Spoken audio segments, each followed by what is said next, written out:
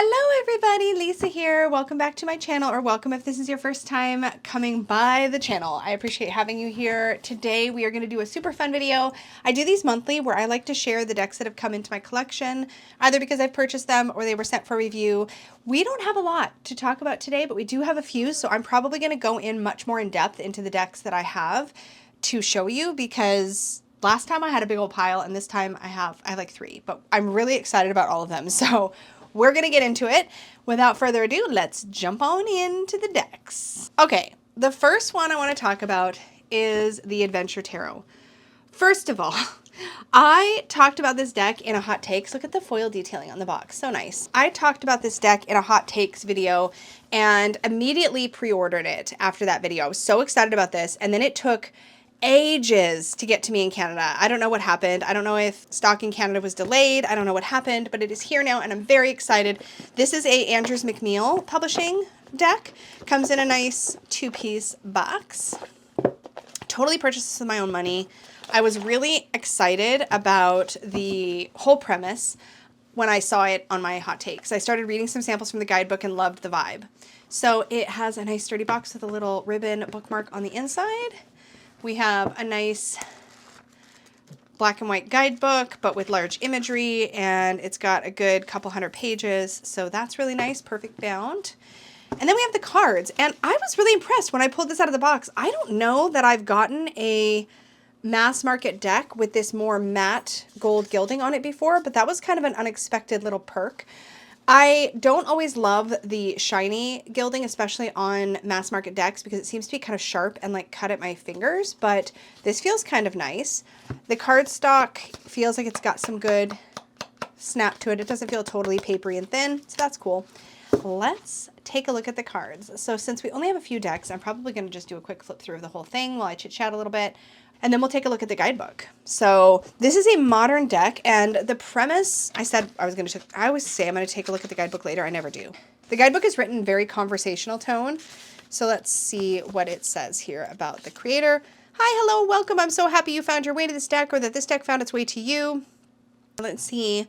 This is a deck that celebrates all aspects of ourselves. The parts we love, the parts that make us cringe, the parts we wish to cultivate, the parts we have yet to discover, because being human is a complex experience. We are never just one thing. There's never just one perspective. So on any given day, this deck may serve a different purpose. Let the cards reveal the truths that are meant to be seen.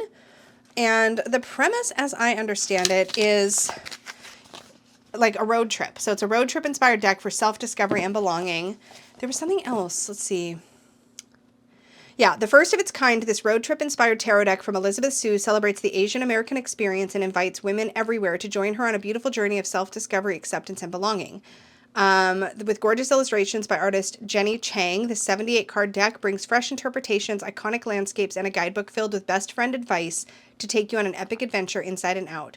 So I do feel like the guidebook is written very chatty, and it's obviously a very modern take. So here we have our Fool, we have a lucky cat, a little dumpling, and a bubble tea sticker on the van, which is fantastic.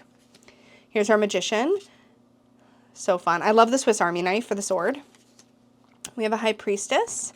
I love this art style. It's really fun. It's poppy. It's kind of vectory, which I do like. And actually, this reminds me of, let me just pull it out, because it actually might work really well with this deck. The Amethyst Oracle, not me just already showing pairings. This is an out-of-print deck, but this also has, look at this. These look actually so good together. Look at that. There's the Hierophant. I love her. I should flip these over. There's Winter and the Lovers. Look at, these are actually going so nice. Oh, what a fun pairing. Oh, that's exciting. I haven't really had the perfect pairing. Look at the colors and how they're just happening to line up. Look at Strength with getting ready to go on a race. The Hermit is camping and Precarious. These work really well together. Okay, I'm sold on the pairing for sure. We'll look at that some more in a little bit. That's exciting because I have been waiting to pair this with the Jessica Tarot, which is still in progress, and this is so fun. I'm so excited about that. Okay, I love Justice being like sort of trying to take over boats, and then the boats are starting to separate and not take over, move from one to the other. I love that. The Acrobat for the Hanged One. Here's Death. Temperance. I'm probably going to pick a couple select few. I love the Devil getting ready to bite here. I'm probably going to take a look at the guidebook and read some samples here in a moment. I love the star and the moon. What I really wanted this deck to do is visually to work for how I read the tarot, if that makes sense. And so far, so good. Judgment's a little different. Let's read that one because that's just like a clear lake, it looks like. Let's just see what the guidebook says about judgment.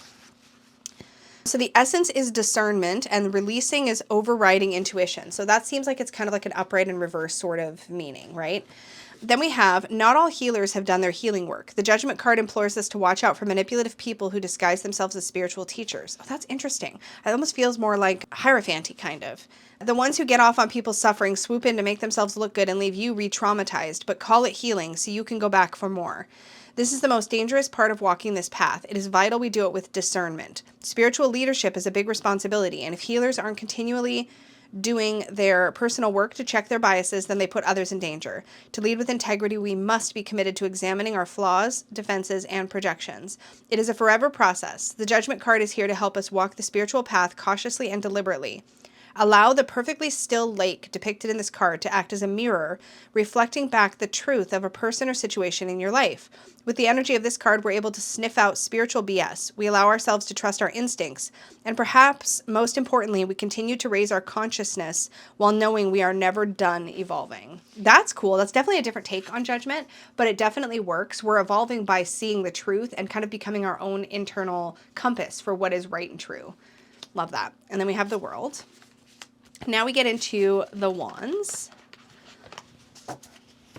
So we have the ace, the 2, and the 3. This is right, because I took a quick glance at these. I really struggled with these initially. This looks more like the 4 of wands to me. I struggled a bit. So we're going to look at the guidebook. This looks like the 3 of wands. This looks like the 4 of wands to me. This looks more like the 6 of wands. And so I got a little bit mixed up. So let's just see what the guidebook says for like just the keywords at least for all of these. And we'll see where we end up because they did trip me up a bit when I was first glancing at these. Okay, so the 2 of wands is courage and releasing self-doubt. So your essence is courage, you're releasing self-doubt. Okay, that makes sense because we're doing this kind of like, ooh, can I go up this hill or not? There's a little bit of this moment of do I or don't I? And exploring possibilities, so that does work. The 3 of wands though, like legit, this looks like the party that we normally see in the 4. So this says the essence is logistics and the releasing is procrastination. So it's talking about, let's see, eyes on the prize, babe. Stop scrolling. Quit getting up every 3 seconds for a snack. You are procrastinating. The 3 of wands speaks to all the unfun things we have to do in order to reach our goals. Logistics, sales conversations, trainings, taxes, paperwork. It's all part of it. When you draw the 3 of wands, it may be time for a good old cognitive reframe. What are you working toward? What will following through with whatever you're putting off allow you to do? I know, I hate doing boring and tedious tasks too. The key is to break it down into bite-sized pieces. How do we see tedious tasks in this image? I'm a little confused. The key, okay, figure out the first step you can take. Jazz it up by lighting a candle or putting on some lo-fi beats. Okay, here we go. In this card, we see 3 friends getting ready for a barbecue, going to the store, prepping food, cutting for days. It all takes time and effort, but it was worth it because eating yummy home-cooked food is the best. The 3 is the best. The 3 of wands is here to remind us to put up with the temporary bullshit so we can do the thing we actually want to do. All the work you're putting in now will pay off later, pinky swear. Okay, that makes sense. They're not actually at the party. They're prepping for the party. Okay, 4 of wands. The essence is celebration. This works. The releasing is shrinking. We want to release shrinking. Okay, this works. Okay, damn, check you out making waves and looking radiant and being a badass. That's what it says in the guidebook. That's amazing. The 4 of wands speaks to our ability to let ourselves shine brightly. Okay, how comfortable are you with taking up space, with letting loose, with being yourself? Society has taught women, especially Asian women, to be quiet and docile. That's a very powerful statement. To fear being too much, to blend into the background and wait to be spoken to and hate on our bodies and diminish our accomplishments. Wow, this is oof. But guess what? This is just another form of oppression, a way to keep us playing small so we won't go changing up the systems of power. Well, fuck that. The 4 of wands is here to remind you that you are amazing, that your voice matters, that your happiness matters, that your existence matters. So go out there and be your brightest self possible. When we shine brightly, we give others permission to do the same. Okay, I get this with the 4 of wands. That actually does work. And then the 5 of wands, which is normally to me about like sort of competition and play or adventure, whatever. Here it has the essence is focus and the releasing is conformity. If you keep fixating on what everyone else is doing, you're going to completely lose your way. The 5 of wands is all about the power of focus. Okay, this makes sense because typically in the 5 of wands, we see this sort of clusterfuck situation going on, right? So here, what we're seeing is somebody who's like, nope, you know what? I'm not going to be distracted by all of that nonsense. I'm going to actually focus in on what I want to accomplish. So that does work. Okay, 6 of wands is normally like a sort of success card. Here we have the essence is to receive and the releasing is unworthiness. Okay. Sort of letting yourself just be in that acceptance place. Okay. Seven of Wands. Essence is bold, releasing insecurity. You can definitely create a cross-link between this deck and its messages and the Rider-Waite-Smith. I do think there's a bigger leap in some of these cards that I'm used to, but I personally really enjoy that, particularly for a card that I want to use for myself. This is a good card, a good deck, it seems like, to use for like empowerment and self-worth messages. So I feel like for that, in that way, it's going to be really good. Eight of Wands, we have ease, and the releasing is effort. I love this little like distillation of the meaning down here. It really gives me the vibe of what the author or the creator is going for. Here we have unapologetic as the essence, and politeness as what we're releasing. So powerful for the Nine of Wands. And then for the 10, we have the essence is simplify and releasing is burnout. So again, we're seeing sort of like the danger and the sort of difficult part of the card. Then we have Scout of Wands, love her. Backpacker of Wands, Explorer of Wands, and Guide of Wands. Love to see it. Now we're into the Cup suit. This is my favorite suit, so we'll see. We'll see how I do. So here we have the Ace. Love this. Love this whole setting. I also really love the distinct color shift. In fact, let's talk about that briefly because there is color coding here. So the majors have white borders. The wands have this pink border. The cups have a blue border. The swords have a pink border. Wait, why do we have pink in two? Oh, okay, so this is like a purple. This is actually purple. When they weren't next to each other, it was hard to tell, but yeah, that's purple for the swords. And then for the coins we have, or the pentacles, we have green. So that definitely works. Okay, so here we have the Ace, the 2. I love this sort of love boat carnival ride vibe. There's our 3.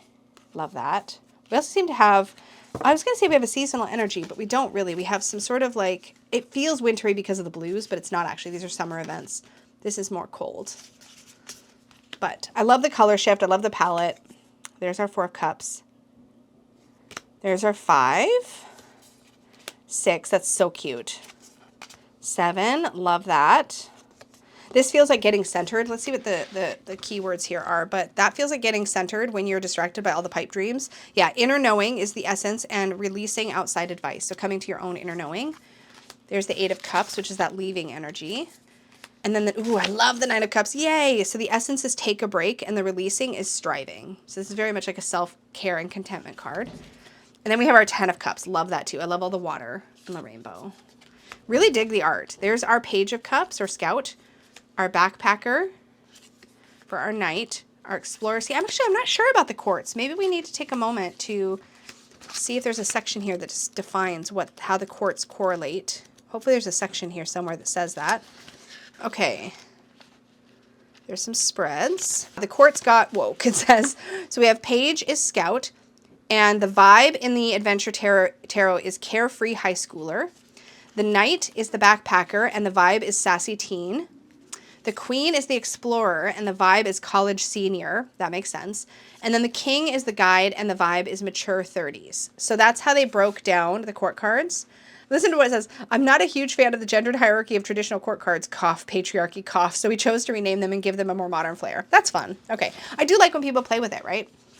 So then we have the sword suit. So we have the Ace. Again, I love the Swiss Army knife situation going on here. We have the 2. Ooh, there's the 2 swords there. What's the essence and releasing? Let's see. Essence is time out. Releasing is urgency. You don't have to make this decision right this second. For the 3, this is always very telling to me. The essence is tender, and we're releasing logic. Ooh, okay. In the 3 of Swords, it's the things you said and unsaid that hurt the most. You have a heated argument with your partner. Your friend makes a comment that stings. You feel misunderstood by your parents. Hell, even your therapist can't seem to say the right thing. You simultaneously want everyone to leave you the fuck alone and have never felt so lonely in your life. When people ask what you need, you don't know how to respond. Your mind just feels like a big swirly mess. The 3 of Swords cuts right to the heart of it, represented by 3 swords piercing this finger heart. Oh, cute. The card mirrors back our internal landscape, our visceral pain, everything that can't be explained in words. Be extra gentle with yourself during this tender time. Let yourself feel the feels or watch some stand-up comedy or scream into a pillow or finger paint or lie on the grass and do nothing. Your process doesn't have to make sense to anyone, including yourself. Getting all logical and scientific about your pain won't make it go away. So let's not even go there. The guidance of the 3 of Cups is to give yourself a little space. Distance can do wonders. Even though it might not feel like it right now, everything will work itself out. That's really good. I love that. There's the rest in our 4 of Swords. 5. Okay. 6. 7. 8. Love this. Love the parachuting separate from the swords. What is her take on that? So the essence is agency and the releasing is victimhood. Oh, I love that. This is such a cool way to look at that image. Okay, 9 of swords, 10 of swords. There's our page energy, our knight energy with our teen, our queen energy, and our king energy with the guide, explorer, and guide. Love that. Okay, so now we have the pentacles. Ace, love the balancing point with the tree pose and the 2 of pentacles. 3 of pentacles working together to put up a tent. This is such a mood. Then we have 4 of pentacles. Oh. Okay, now I want to see what she says about this. They do really go their own way. Let's see. Letting go is the essence and releasing scarcity. That makes sense. 5 of pentacles. Love that. 6 of pentacles. See, this is one that I would normally see looking like more like a 9, but what does it say? The essence is resourced and we're releasing guilt. Okay. 7 of pentacles. Oh, interesting. That's such a victorious looking card. Essence is perseverance, releasing resistance. Okay, that works. That makes sense. We can get to the top. We just have to stick it out. Here we have the 8 of pentacles. The 9. The 10. Love that. Then we have our scout.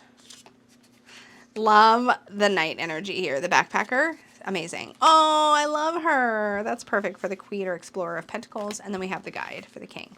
Okay, so let me zoom this back out. Let's give it a little shuffle. I'll have more thoughts once I've worked with it. Imagery, I feel like this is one that I would want to work with the guidebook because the imagery often reminds me of a different card than it's actually portraying. Like, it just gives a different vibe. And I feel like that could be distracting if I'm just working off the imagery alone, but we'll see.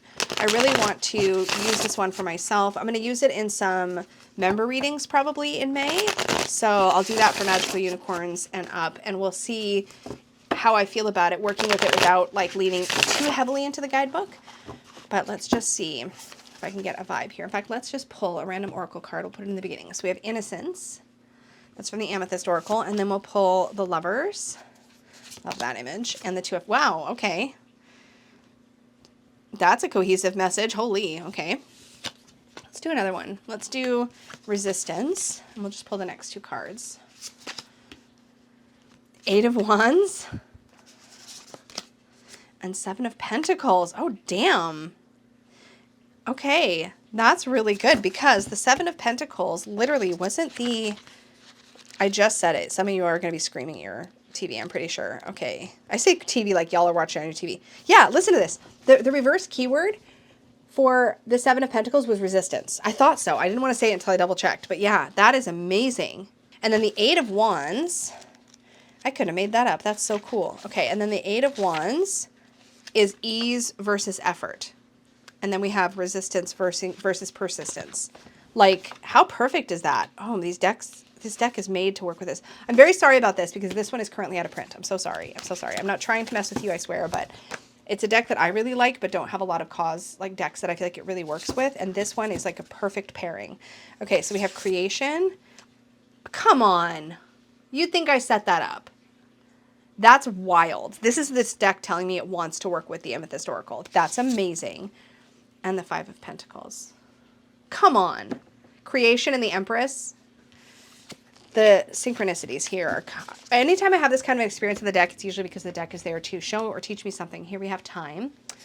And we have the 9 of Cups, which is all about taking a break, giving yourself time, self-care.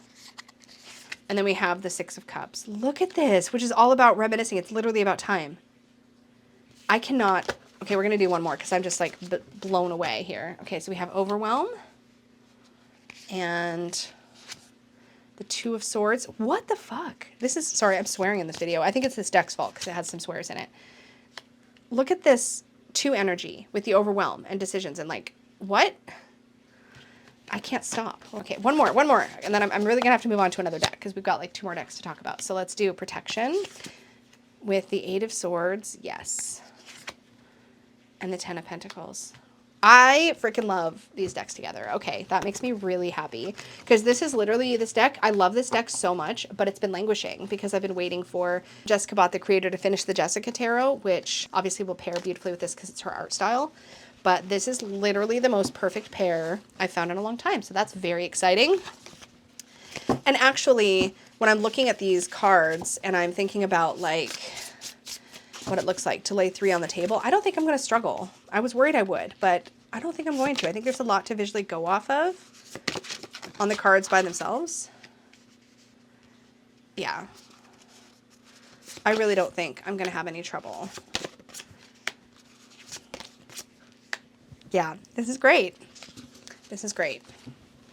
So I do think this deck is going to very much give a different vibe and read a little differently than like a Rider-Waite-Smith clone or something, right? It's definitely got its own perspective, and I love that. I love that the creator went all in on the perspective that they brought to the tarot and didn't shy away from it. I think that makes it really powerful. So that is the Adventure Tarot. Really excited about this. I'll definitely be pulling this into member readings this month. So members, if you're watching, keep an eye out because we will be including this in the list. And if I forget, remind me, but I'm making a mental note right now. Okay. Taking a whole leap to one side, we have the Oracle of Heaven and Hell. So this box situation is creative, but really annoying. Rockpool, I definitely commend you for doing something different, though. This is really neat. So this deck is actually based on the, I forget what they're called. I literally want to say they're just called I forget what they're called. But this is created by Travis McHenry, who has an angel-based deck and a demon-based deck, both of which have been independently published and also separately. And also there is an indie version of this deck. I forget what it's called. Please feel free to enlighten us in the comments if you know. But this is now available mass market. I got this for a very specific purpose. So let me bring in the decks that I got this to work with. So this is the Notoria Tarot of Light by Fabio Lestrani, and this is the Goetia Tarot in Darkness, also by Fabio Lestrani. These are Lo Scarabeo tarot decks. Some of you may know that I use these decks in conjunction with my play of Baldur's Gate 3, inspired totally by Don Michel, who does the exact same thing. I don't work with the decks exactly the same as Don, but we do have a lot in common with how we work with them. But essentially how these decks have ended up kind of morphing into my practice is that the Angel deck, which is the Notoria deck, ends up being sort of the light side of the reading, or the positive or the protective aspect, whereas the Goetia, the demony deck, comes in to be the shadow or the hidden or the repressed or the thing that I'm struggling to see or don't want to see or is uncomfortable in some way. So that's kind of what these two decks do in practice. So what's neat about the Heaven and Hell Oracle, but see, look at this box situation. It literally, like, the bottom slides off, the top slides off. I mean, it's cool visually, it's striking, but it's not practical at all. And it's very loose. So you can't, like, if you had that deck on a shelf, I mean, disaster. I don't really store my decks usually that way, but let me just show you what would happen. So I go to pick this up and the lid comes off. If I manage to get the lid and the top, the bottom is going to come up. It's just not practical. It's fine for putting like this way and like, I guess, pulling the pieces off. But yeah, I mean, very creative, super fun, but I don't know what you would need in execution to make this actually work in a practical way, but it's cool. This deck is based on the same system. So the angels represented here from the Shem Hemafaresh. I probably just slaughtered that. I probably didn't even say it right, but there are 72 angels who are said to sort of control, or again, don't quote me on any of this. This is a colloquial understanding, but these sort of like are matched up with, the angels are matched up with the 72 demons of the Ars Goetia from the Lesser Keys of Solomon, rather. So these are represented in the Lesser Keys of Solomon, the Goetia, and then this is represented in the Shem Hemafaresh, or whatever, 72 angels, but they do correspond with one another. So there's a combined kind of energy of the two.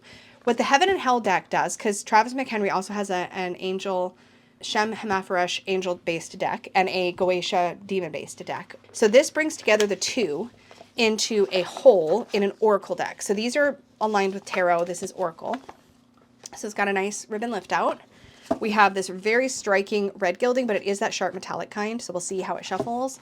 And this is what the backs look like. And it goes really nicely, I feel like, with these. So for what I wanted to use it for, I think it's very well matched. And then how this works is you have the, is my whole deck upside down? I probably put it away upside down because I was looking at it before. It doesn't really matter. I guess you could use it either way, but I like to have the angels up top. So here, the way it's set up is that you have the angel on one half of the card. So you have the angel, the sigil associated with that angel and their name. And then you have a phrase, like a key phrase about that angel at the bottom. And then when you flip it over, you get the demon. Now these are, the numbering system here matches what they would be. So for example, in the Ars Goetia, this is demon number 46. So if I go to card number 46, it should be the same one. So if I go to 46, yeah. So here I have, who is this? Baforans. There is some difference, kind of like in runes in the names. Yeah, but it's the same, Baforans. So here is the demon Baforans here. I don't know how you're supposed to say that, and here it is here. So they are numerically matched up, just like they are in the Notoria. But again, I'm sure this is more designed to work with Travis McHenry's decks. These are just the ones I plan to use. So what's cool about this, because they're together, you get the pairing, and you can work with them as sort of the light and shadow aspects of that particular pair, which is kind of how I use these. So what's interesting about that is, let's say I'm doing a reading and I pull, let's pull one out. So I pull, okay, that's 73. I don't want to do that. Let's pull one of the 72. So here is a Nowl, Angel 63, okay? But let's say when I pull the demon card, I pull demon number 40, who is Realm. Okay. So what I could then do, so I've got, I'm going to zoom this in so you can kind of see what I'm getting at here. Okay, is that I can go through here and I can find Angel 63. There's Angel 63. And then for Demon 40, I'm going to put it down below. I'm going to grab that one out of the deck. These are still in order. And I'm going to put that there. So here's how I could potentially work with this energy. So for the angel energy, I have Perception of Unity. So I have a Perception of Unity. This is also the Knight of Wands, so I can pull that energy in if I want. But the hidden aspect, or the shadowy aspect to this card, is going to be Folly, Andrus, the demon, right? So it helps to kind of illuminate what's this is the light, but what's sort of hiding underneath. And we have Folly with the demon. So I could actually pull this out as a representation of what I'm not seeing in this card, so that the sort of hidden aspect. On the converse, we have the shadow energy, and so here I have Realm, and Realm is this one here, Solitude. So Solitude is the shadow aspect, right? But then what is the unrevealed light side of that? And we have Divine Comfort. So there's ways that you can I can kind of like mix and match these and use them that way to sort of illuminate what I can't see. What I could also do, obviously, is just shuffle these and work with these as is. So let me put these back in order. We'll do a quick flip through, but I like that I can sort of combine the two and use them in that kind of way. So let me get these out of the way for a minute so that I'm not distracted by them. And then we'll go into like sort of the guidebook of this oracle and what you're getting out of the experience. So let's just take a look at it with this first card. So Travis McHenry gets into an introduction, talks about the 72 Kabbalistic angels, and then we have the 72 Goetic demons, and then how to use the deck, some spreads, and then we get into it here. Okay, so what you get for each card is you get the psalm. There's a psalm associated with each of the angels. So the psalm here is 3:3, but thou, O Lord, art a shield for me, my glory, and the lifter up of mine head. And then you have a reading here that talks about people born under the influence of this angel, because each angel is associated with a set of dates. So those dates are listed here. And it says, it's said to be that this angel is the guardian for people born under that date.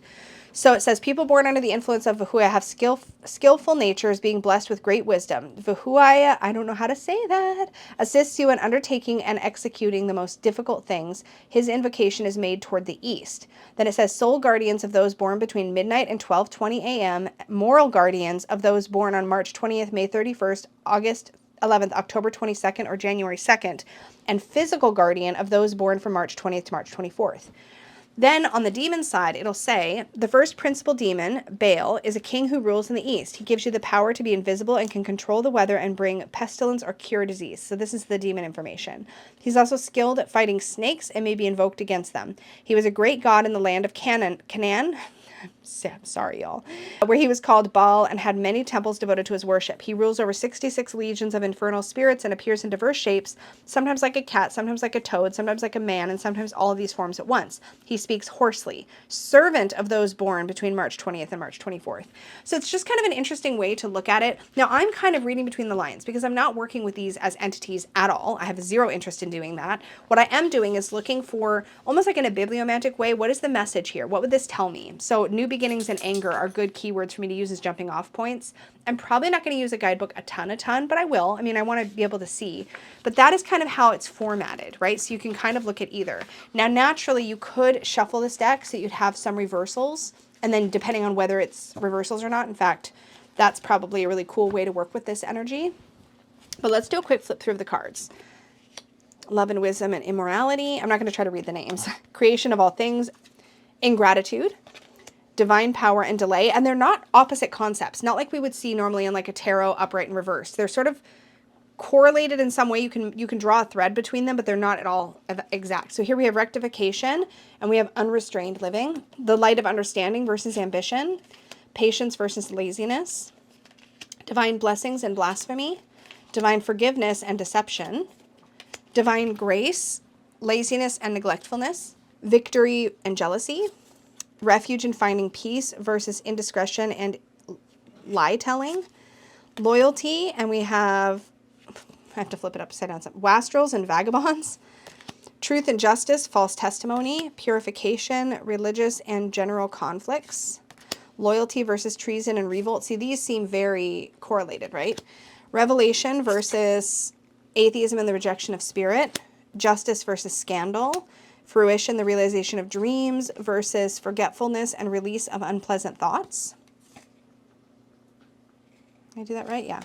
Redemption versus liberation and renegades. Desire for knowledge and prejudice. Fame and unknown, voyage and travel by sea. So those don't feel like they're connected, right? Capacity for healing and destruction of the environment. Protection and criminal enterprises. Spiritual wisdom and black magic. Politics and ambition versus traitors and conspiracies.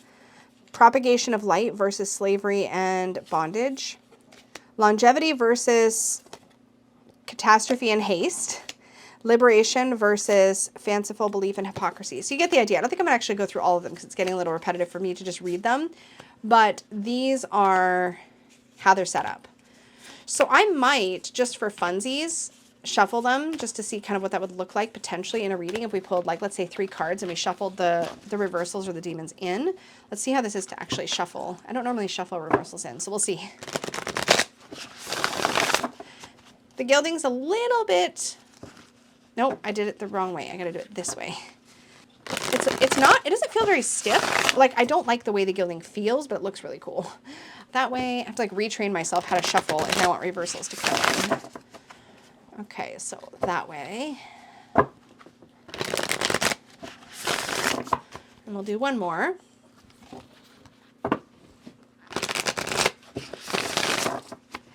Okay. All right, so if I pulled 3, so we have the angel on top here. We have the demon on top here. And then we have the angel on top again. So that's a nice sort of sandwich. So you can kind of read it individually and then like add them up. You could read along the top line and then read along the bottom line. So you could go divine grace, vice, love, and wisdom. So how are divine grace and love and wisdom helping to sort of contain the energy of vice? And then underneath that, you could go intellectual lucidity is being sort of contained or hemmed in by immorality and laziness and neglectfulness. So I could read it. That's probably how I would do it, is I'd read sort of the upright line and then the shadow line and like look at it. But it might depend on how the cards like sort of come out in the spread. So this was more of a experimentation for me because I love working with Goetia and Notorious so much. We'll see. We'll see how it works in practice, but I feel like it could be cool just to sort of like expand on the messages I'm getting from these 2 decks, which is sort of my initial intention, and to also have a guidebook because the guidebooks that come with these decks is terrible. That Notoria is not bad, but Goetia it's literally got almost nothing about the demons besides, I'll show you what it has. It's really silly, actually. All this really has for the demons is this table. Like it talks about working with demons and like why and all that stuff.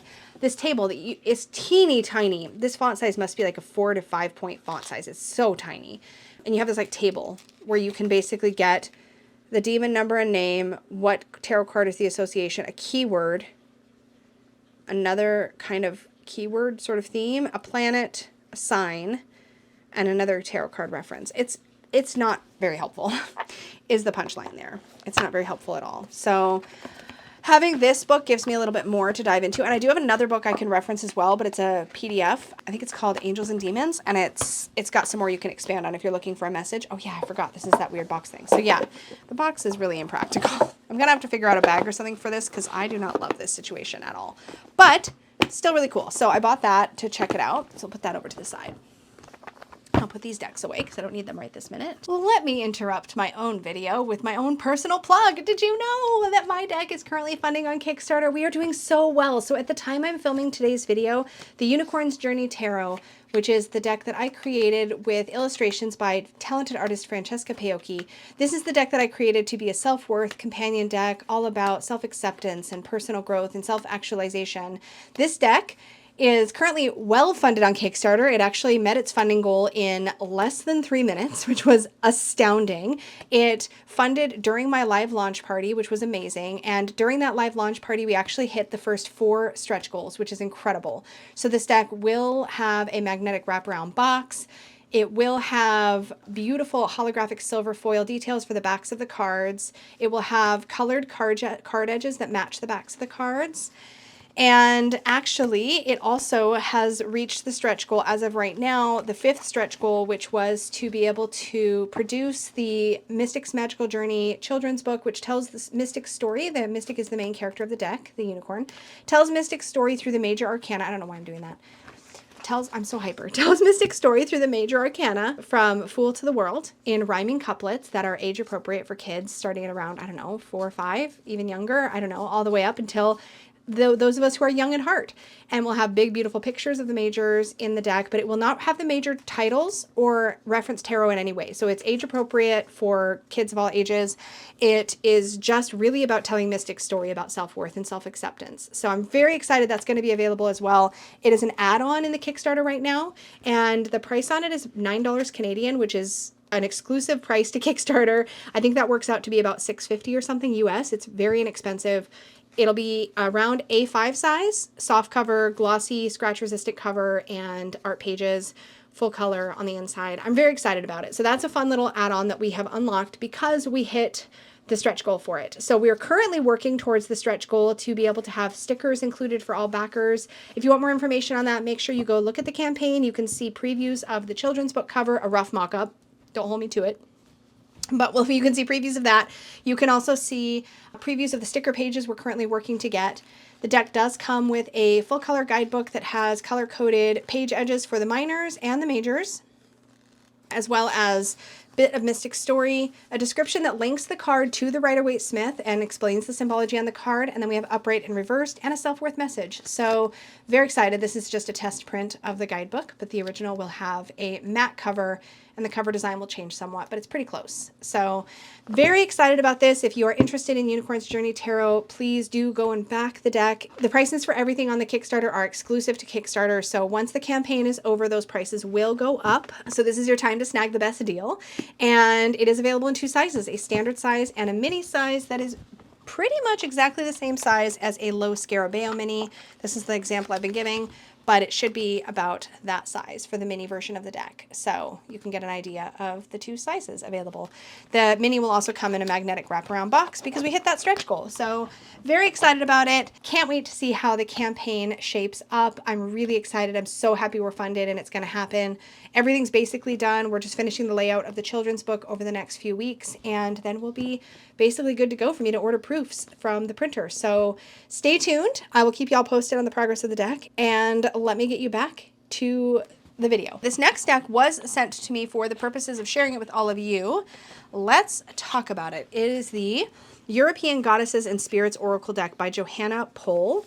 Embark on a powerful journey with the pagan goddesses and female spirits of European myth. The European Goddesses and Spirits Oracle is an eco-friendly card deck containing highly detailed hand-drawn artworks of deities from Celtic, Germanic, Greek, Norse, and Slavic culture. Responsibly printed and ecologically produced in Italy. Solar energy, recyclable, CE-certified papers, food-grade inks, includes a 40-card deck and an 80-page guidebook. So there's more to this than this, but I want to show you this because this is coming to Kickstarter. I don't think at the time I'm filming this it's on Kickstarter just yet. It may be. If it is, I will definitely have, well, I'll have all the information linked below regardless. But it comes with this 80-page guidebook. Now, we're going to talk about this, but this also comes with extra stuff. Well, it doesn't come with, but you can separately purchase a more expanded companion book, and this book is beautiful. The box, by the way, and the book cover, this all has like a soft touch, like rose petal-y type finish, but the cards themselves are that classic sort of satiny finish. They slide well. They're not ultra glossy, but they're also not matte. So they're in that like classic type. So we will do a little bit of a comparison of the books, but look at this. Like we've got beautiful end papers. We have gorgeous full color images. So you get like a full image, but then you also get like a little slice of the image. I think is so smart. But you get several pages. It's a really well thought out set. So we are definitely going to be looking into this. But let's start out just by looking at what comes in the set. So the guidebook that comes with, you do get for every deity or spirit in the deck, you get about a page and a half, including some journal prompts, which I am such a fan of. I love that. Yep. I love that so much. So you get that with every card, which is great. You get a single keyword. I do wish decks like this, and I don't think it's in here, would give us pronunciations for the goddesses or spirits. That's one thing that I feel like is always missing, and I don't see it in the big book either, because I struggle so much with pronunciations, and I would love to have a pronunciation reference. The one deck that does do that is Goddess on Earth has that. If you know of any others that talk about pronunciation, let me know. I think the original Goddess Oracle by Hrana Janto and Sofia Marashinsky might also have pronunciations, but I can't remember. What's interesting about this is it's very focused in one region. It's focused on European goddesses and spirits. So if that's your background, or if you have ancestry there, this might be a special interest, or if you just have a strong interest in this area. But let's take a quick look at the cards, zooming in so you can properly see them.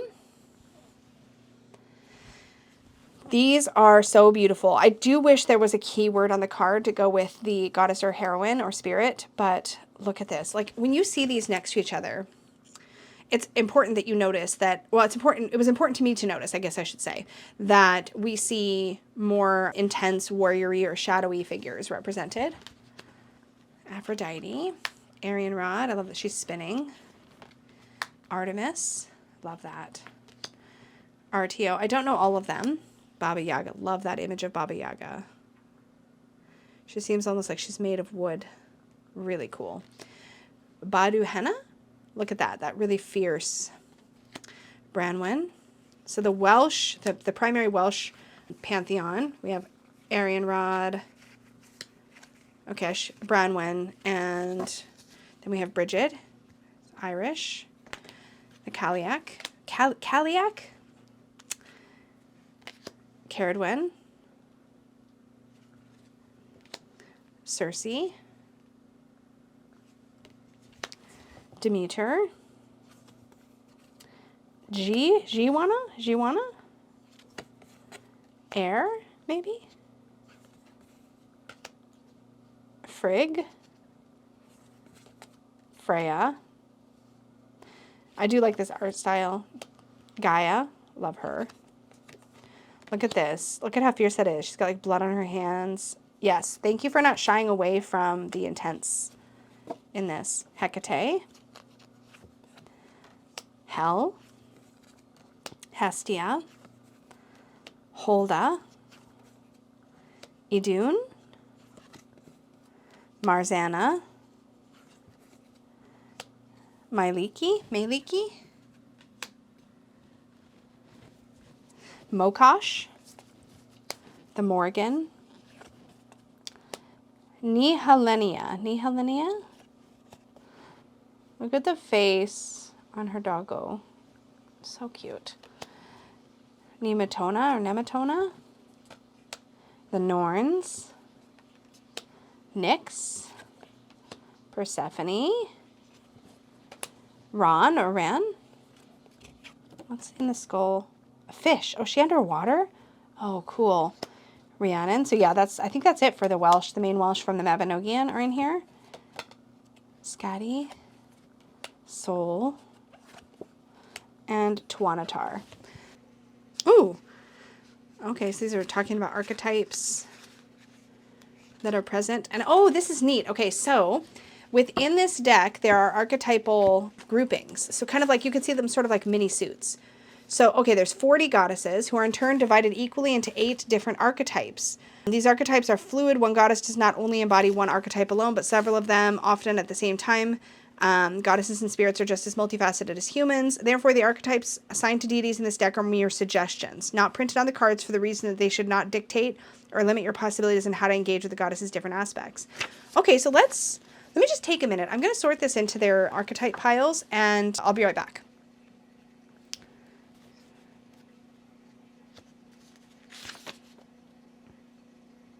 Am I going to do that? Yeah, there's only 4.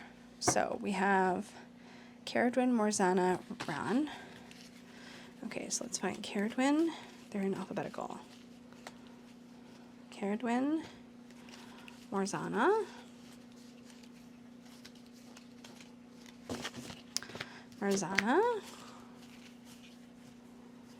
Ran,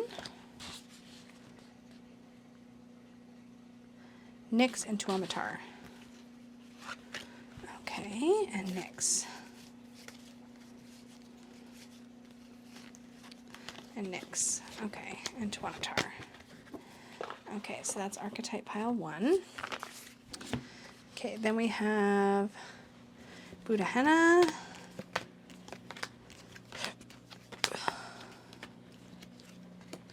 the Morrigan,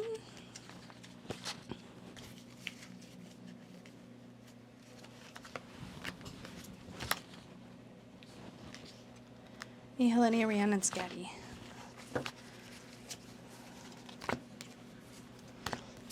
And then Rhiannon.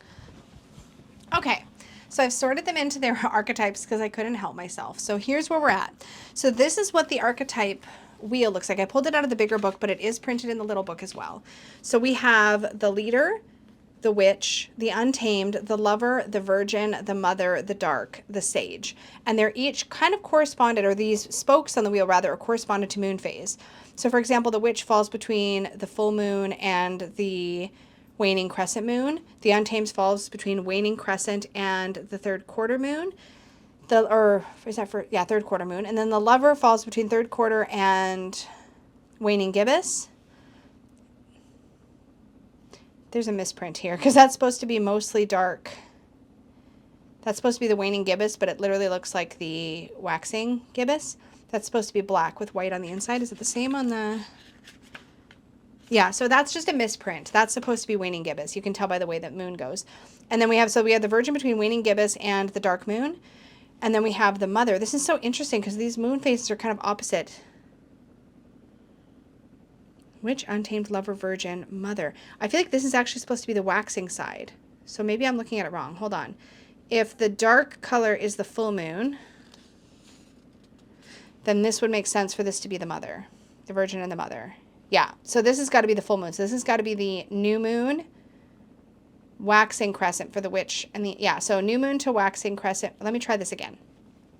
I had to restart this part because, okay, what I figured out is that I believe the white in this little moon graphic is representative of the new moon or the dark moon, and the dark circle is representative of the full moon. There's a slight misprint here with these two, I think, because these two are identical and they should be opposite. But anyway, let's go through it. So we have the new moon, where the moon is completely dark. And here we have, between the new moon and the waxing crescent, we have the witch. Between waxing crescent and first quarter, we have untamed. Between first quarter and waxing gibbous, we have the lover. Waxing gibbous to full is the virgin. And then full to waning gibbous is the mother.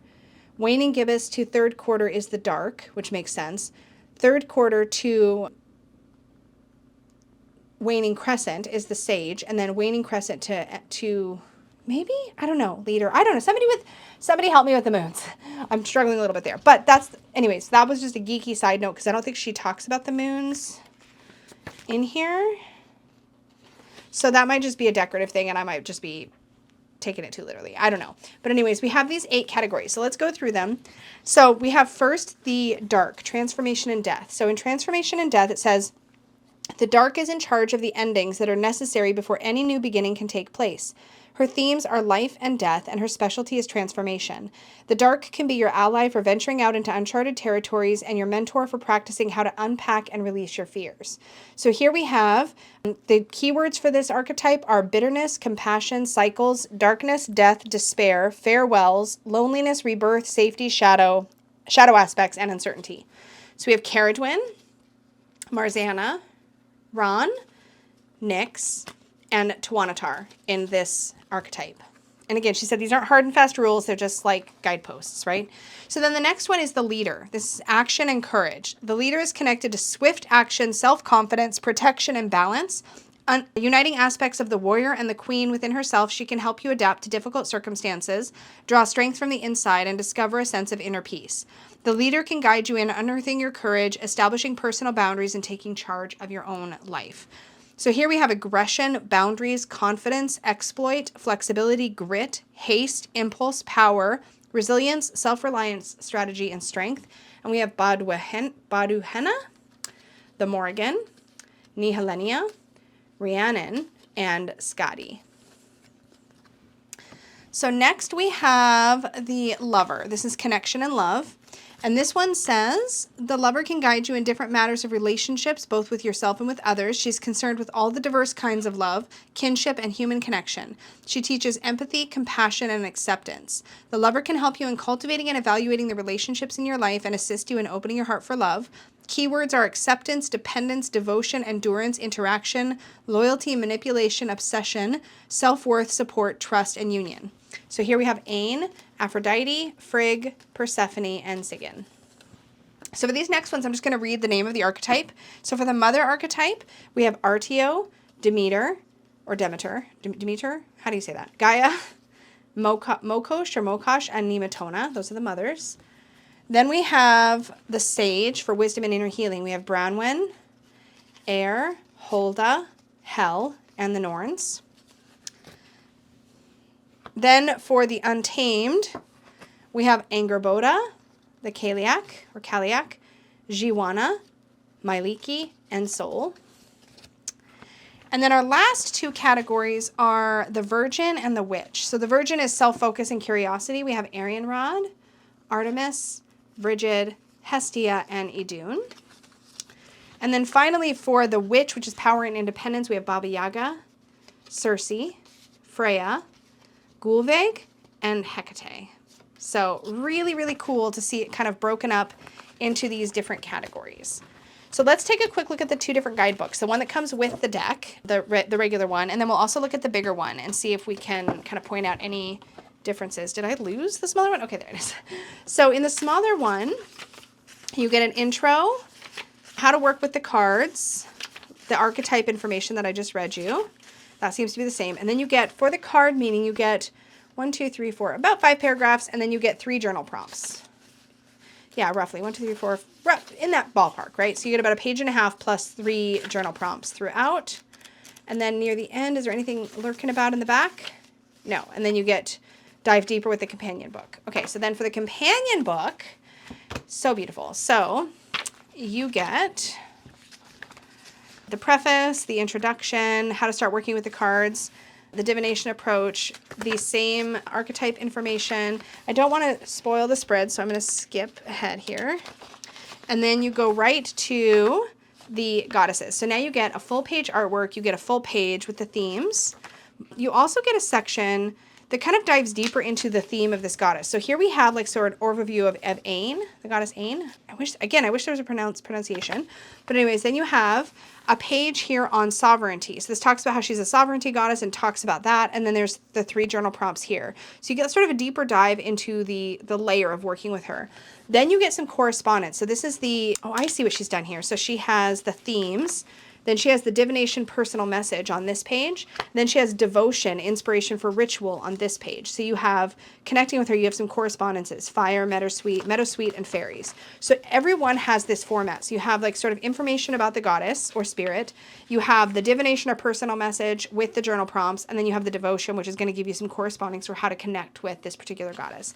So out of curiosity, I'm going to go look at, is Bodhiweth in here? I can't remember. No, let's look at Demeter. So her themes are harvest, fertility, health, earth, motherhood, seasons, and nourishment. The divination personal message is about self-reliance, and then you get your journal prompts. And then the correspondences are wheat, wreath, red poppy, and cornucopia. So for self-reliance for Demeter, the journal prompts are, what do you rely on others for? To which extent can relying on others be helpful, and when can it become problematic? The second one is, does your sense of purpose involve making extreme sacrifices to satisfy other people's needs? Then we have, do you trust your own perceptions and feelings, or do you often feel the need to seek verification from others? So that's really cool. So you get really themed guidance here. I really like this bigger guidebook. So if I were to compare, let's look at the Kaliak here. If I were to compare the entries, let's see what we're missing. Because I'm pretty sure we're missing, I think we get a little bit of both, but let's see here. Okay, so here it says the themes are winter, weather, balance, cycles, death and rebirth, and transformation. But here we just get veiling. And these write-ups are different. You get a little bit about the goddess. So here it starts out with the Kaliak. The Kaliak is a Gaelic hag deity and divine ancestor who is known under many different names. While Kaliak means old woman or hag in modern Irish, the word originated from the Old Irish Cailleach, which translates to veiled one. So there's the reference to veiled. Here, the first paragraph is, the Kaliak is the personification of winter. At times she brings wild storms with her hammer. Other times she covers the world with a silent layer of snow. She is the veiled one, and what she hides underneath her cloak remains a mystery. So here we get all this other stuff. Does talk a little bit about winter here. But then if we turn the page, okay, the Kaliak is a personification of winter, veiling. Okay, so what you're getting in the small guidebook is this page, and that's it. So you're getting the veiling all the way through to the journal prompts. There's nothing wrong with, yeah, so it looks like this passage from here to here is what you get in the included guidebook. So you get the divination personal message, but you don't get the correspondences or the extra background information about that goddess. So that is how you can tell the differences between the books. After the card messages here, I think that's it as well, but let's just double check. We get a bibliography, which is fantastic. Ooh, we get some like thumbprint images. This is cool because you could theoretically, for personal use, obviously, you could take this to your printer and then copy this onto sticker paper and print little stickers for your journal work, which would be really cool. So that's neat that that's included. They're not going to look good blown up, so don't try to do that. But it's cool that you can. Oh, let's just take that out. I really like the big guidebook. I'm going to take a quick look at the information that the creator sent to me to see if there's any other details that I can share with you that'll be helpful if you're considering this one, because I know this is coming to Kickstarter or already on Kickstarter. So let me take a look at all of those details, and I will be right back. I mean, you won't know. It'll just be a blink of a second. So here's a little information sheet that I got from her. So there's 40 cards, 70 plus page guidebook. That's here. That comes with the tuck box. There are upgrades to the cards and boxes, potential Kickstarter stretch goals. So this is the current version of it, but it will likely, if the campaign does well, it will get upgraded throughout. Let's see. The deck can be used to divine and receive guidance or to build relationships with featured deities from Celtic, Germanic, Greek, Norse, and Slavic culture. The included guidebook is the 40 divination messages, journaling prompts, introduction into the deck and its archetype-based divination system. And this can be used on its own or with the companion book as an extension. So the deck and companion book can be purchased as standalone products. You can purchase them separately or back them separately on Kickstarter, or you can buy them as a set or back them as a set. The companion book is 192 pages. Suitable for readers who want to use the deck as more than a divination tool to form relationships with goddesses and become inspired for their personal ritual practice. The exclusive content in the companion book is an extended preface to the deck, which we just discovered. I could have saved myself so much time, but it's more fun to discover it together. And then 40 source-based introductions to each goddess and spirit of the deck, 6 card spreads, a bibliography and resources, and then there's the repeated content from the deck's guidebook, which is divination messages and journaling prompts. So it does not say... Okay, so let's give some additional project information. The deck title is Goddesses and Spirits because not all of the entities, like Baba Yaga, featured in the cards are goddesses from a source-based point of view. The vision of the project is to create a deck that contains well-researched information and gives the reader room to develop their own personal gnosis with deity. Beautiful. All texts are written as inclusive as possible using gender-neutral language. That's great. Included activities are designed to be accessible to people of diverse ability and health backgrounds. All texts have been revised in cooperation with a mental health professional. That's beautiful. Suitable for beginners and advanced readers. No AI was used in the creation of this deck. I love that she included that. That's great. We love the transparency. If the project will not be funded on Kickstarter, the deck will most likely not go into print. So this is one that needs to fund on Kickstarter for it to happen. The creator is Johanna Pohl, born and raised in Germany. She's a full-time self-employed artist, illustrator, and author since 2019. She has a background in media and cultural studies and art history, and an experienced practitioner of German and Scandinavian folk witchcraft, an intuitive tarot reader, and oracle card user. And from the creation to the shipping of the final product, this oracle is a one-woman operation. Amazing. So congratulations to Johanna. I'm sure your Kickstarter is going to be wildly successful. As of the time I'm filming this, it is not yet launched on Kickstarter, but you can go to Kickstarter and click, I've already saved it, but you can click to be notified on launch, which is what I've done here. And then you will get an email from Kickstarter when the project goes live. Highly recommend doing that. Notifying on launch is a great way to make sure you know when a campaign goes live. It's also a great way to let the creator know that you're interested, which is very helpful when you're stressing out and getting ready to launch your campaign. So make sure you do that so you stay up to date on when the Kickstarter is going to go live. This looks like a very well thought out product.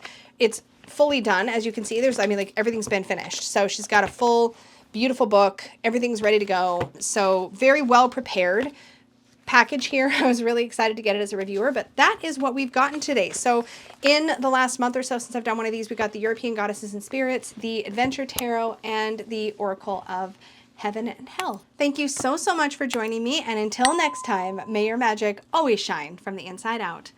Bye!